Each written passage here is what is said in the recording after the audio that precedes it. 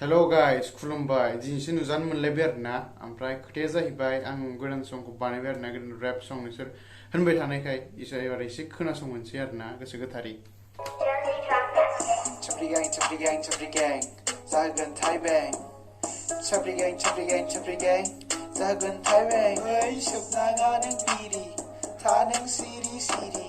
Ang hinjaw dun lang naman, kaya zaway ese deri. Nung ni siya ang ni ex, biya kalaman ang ko text. Biya huna ang na best, bina nabay tago ang ni test. Ay, mati na pong bay, ani no aday. Nung ni siya ang ko light kalambay. Nini siapa aku like kalambay.